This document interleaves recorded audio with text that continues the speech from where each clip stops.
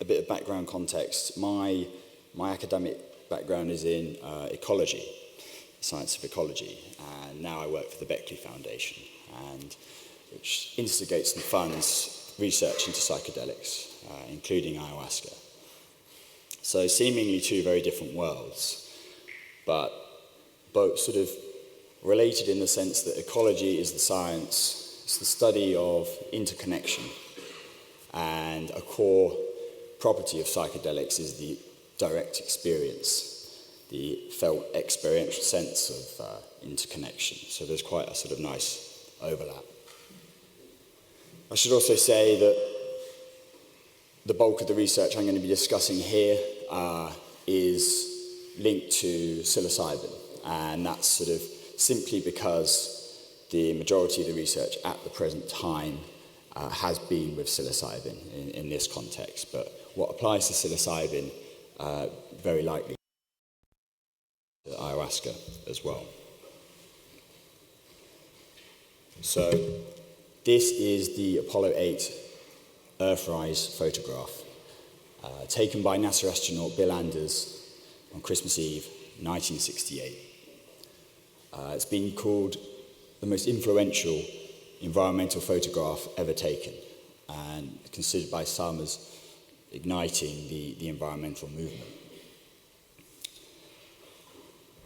In 1965, in the winter of 1965, merry prankster and ecologically inclined writer Stuart Brand was having an LSD experience on a rooftop overlooking San Francisco, where he felt he could perceive the curvature of the Earth due to his mental state at the time. And it made him wonder, why is no one taking a photograph of the whole Earth from space yet? We've been to space and no one's taken a photograph. So when he came down from his trip, this insight stayed with him. So he embarked on this campaign. He printed off these badges. Why have we not seen a photograph of the whole Earth from space yet? He sent them to Congress and NASA and campaigned for this. So who knows to what degree his campaign influenced NASA to snap this photograph a few years later. But it just shows sort of an interesting link between this sense of overview effect and psychedelics. So the overview effect is something that astronauts viewing the Earth from space commonly experience and can be described as truly transformative experiences that essentially involve interconnection, unity, the perception of a universal brotherhood of humanity, and with that this perception also of the fragility as well as the beauty of the planet, and a passionate desire to protect it. So another interesting concept is that developed by famed biologist E.O. Wilson, the concept of biophilia. And biophilia refers to our innate love and fondness for nature. We have spent almost our entire existence as a species living in natural environments, and those environments are sort of tied to our physiology and our psychology. It's very good for us to be in those environments. And again, this theme of interconnection. So it's the connections that human beings subconsciously seek with the rest of life. So would it not be handy if we had some catalysts available that could sort of induce this experience of the overview effect without us having to leave the Earth's atmosphere and increase our biophilia? So such catalysts exist and have been used for centuries or millennia. And it's interesting to note the great chemist, discoverer, inventor of LSD, discoverer of the molecular structure of psilocybin, psilocin, Albert Hofmann. He reported in his younger days while walking in nature in the Swiss countryside, these feelings of oneness, of interconnection with nature that he referred to as mystical experiences. And later, when having dosed himself with LSD, he found it sort of led directly back to that state of interconnection, of unity with the world.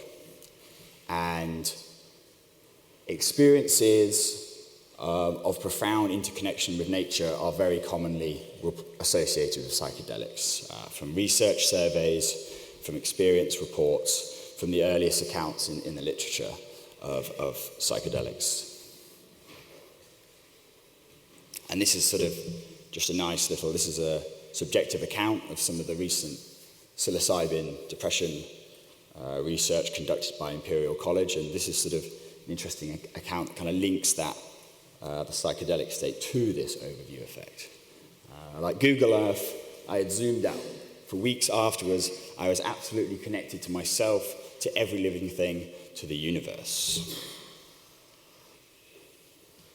So, an interesting common mediator that links the experience of being in nature, in natural environments, of psychedelic, mystical experience, and of the overview effect experienced by the astronauts viewing the Earth from space is the experience of awe. Awe, stimuli that are vast, that transcend current frames of reference, and that require new schemata to accommodate what is being perceived. Essentially, it boils down to the felt experience of one being a small self in relation to something much, much bigger than them. And this experience of awe is associated with a number of psychological benefits. So some interesting research that's come out of Imperial College, as mentioned, is this psilocybin for depression research. And my good friend, Dr. Ros Watts, who's clinical lead, the ongoing psilocybin depression phase 2 study, she had the interesting idea of interviewing the psilocybin depression patients to maybe look for themes or for information that was maybe being missed by qualitative surveys. And what she found was really interesting. Of the 17 people who, to varying degrees, responded to the psilocybin therapy, all of them, independently and spontaneously, reported feeling more connected in the wake. And this was an enduring trait as well. So disconnection to self, to others, and to the world at large is linked to a number of mental health issues, including depression, which the World Health Organization considers the leading cause of disability worldwide and is on the rise in much of the Western world.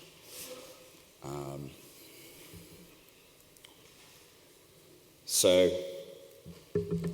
this disconnection is associated with poor mental health outcomes on the individual level, and it seems connecting to self, to others, to world at large, are associated with positive mental health outcomes. But this goes much beyond the level of the individual.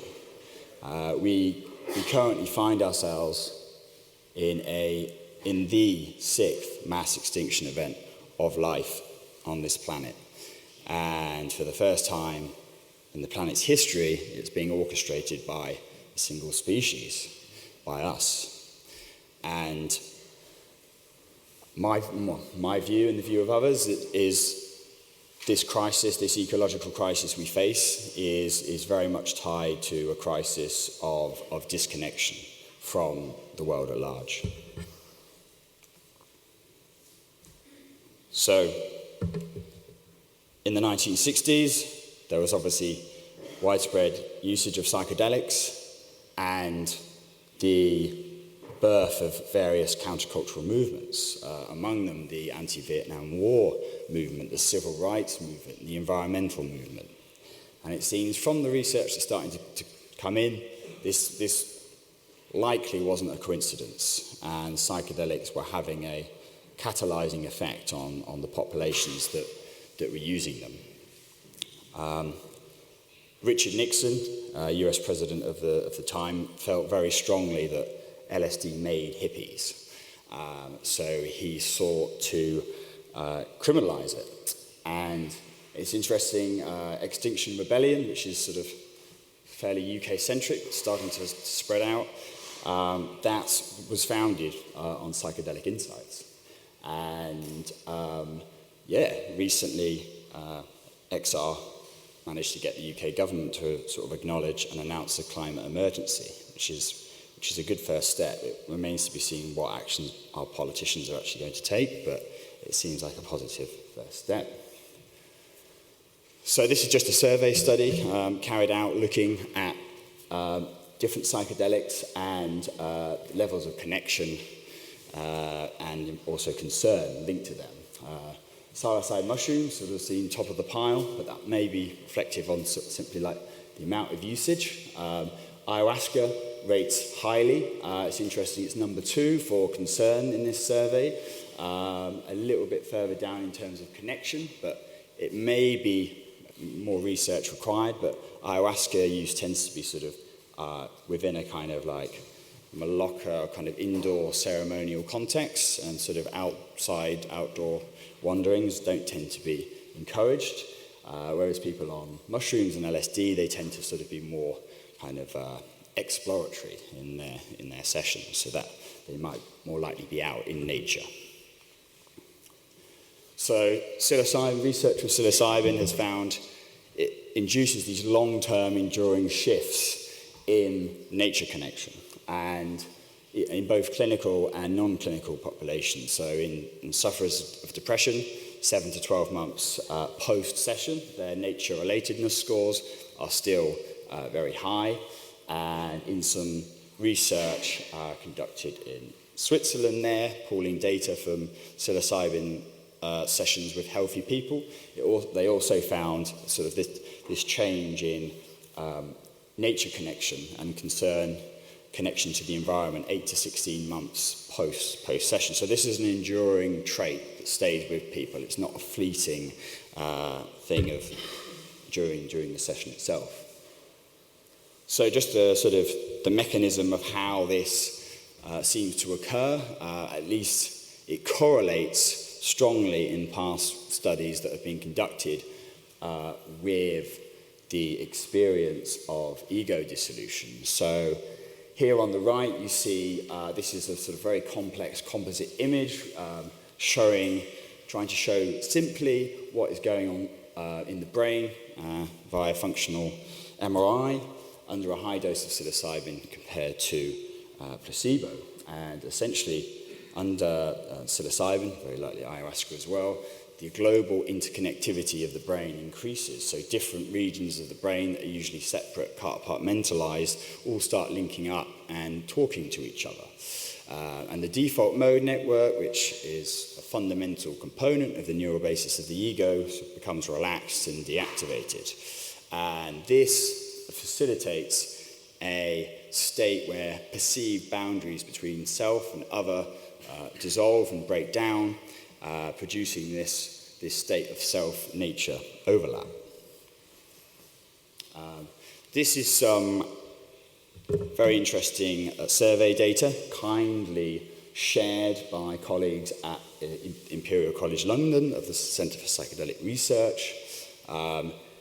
And from this data, which is still sort of being analysed, hopefully be submitted for publication before too long, it showed very strongly that people's level nature relatedness scores are very much tied to their past lifetime usage of psychedelics. And the nature relatedness scores also very strongly correlate to well-being. And we know this from many other studies. Nature relatedness is a very important correlate of well-being, so life satisfaction, happiness, well-being, low anxiety levels, even without considering the fantastic health benefits of actually being in nature, simply feeling connected to it is of great value. And this is how this sort of increased nature connection might be experienced. So this is some psilocybin experiences as part of the Imperial trials. Before I enjoyed nature, now I feel part of it. Before, I was looking at it as a thing, like a TV or a painting. You're part of it. There's no separation or distinction. You are it. I felt like sunshine twinkling through leaves. I was nature. So the near-death experience, it's an interesting after effect of the near-death experience is also this increased connection to nature and environmental concern. So I've thinking ran out of time, so I'm going to have to cut it short. Just to finish, so this is a very interesting paper, and it looked at classical psychedelic usage, and it found that the increase in nature-relatedness that they catalyse strongly predicts this pro-environmental behaviour, and that wasn't found with any other substances. It was a unique capacity of classical psychedelics. So, yes. Oh, and just to finish, so looking back at his life at the mighty age of 101, Albert Hofmann, reflecting on his creations and his life work, came to view perhaps the most important capacity of psychedelics is to reconnect us with the natural world, for our self-betterment, but for the betterment of the biosphere. And he said, alienation from nature and the loss of the experience of being part of a living creation is the greatest tragedy of our materialistic era. It is the causative reason for ecological devastation and climate change. Therefore, I attribute absolute highest importance to consciousness change. I regard psychedelics as catalyzers for this. I concur with that view. Thank you.